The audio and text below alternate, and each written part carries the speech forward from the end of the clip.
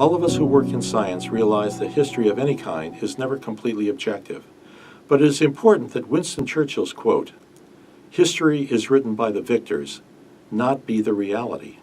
The victors are only one source of what all of us should strive for, the truth. That truth involves proper attribution to discovery in many cases. In that regard, I mentioned the quote by Georg Wilhelm Friedrich Hegel, the German philosopher of the 18th and 19th century. He stated, "We learn from history that we do not learn from history." During the early part of the 20th century, the Spanish philosopher, who spent much of his life in the United States, Jorge Agustin Nicolas Ruiz de Santayana y Boros, known in English as George Santayana, wrote in his book, The Life of Reason, "Those who cannot remember the past are condemned to repeat it." Those two quotes mean to me essentially the same thing, although the words are somewhat different. And so it is with ideas. Substantia should not be looked upon as the repository of absolute historical truth in the sciences.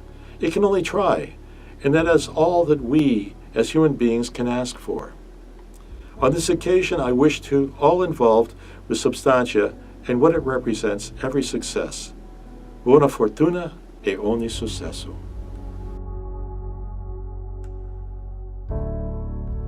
Greetings. On behalf of myself and Professor Barry Ninham, I've been honoured with the opportunity to send my thoughts on the launch of Substantia from Canberra, Australia. Thank you. When I was approached by Dr. Le Nostro to join the scientific committee for this new undertaking, I accepted at once. For science, nowadays reconfigured as engineering, hurtles on.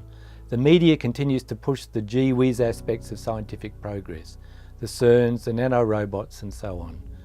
Funding is enslaved by fashion and governed by political imperatives that are themselves derived from what we can only call economic sludge.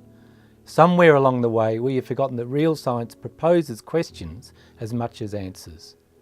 A member of the Collège de France, Giuseppe Longo, recently wrote, "As a matter of fact, science is not the progressive occupation of reality by known tools.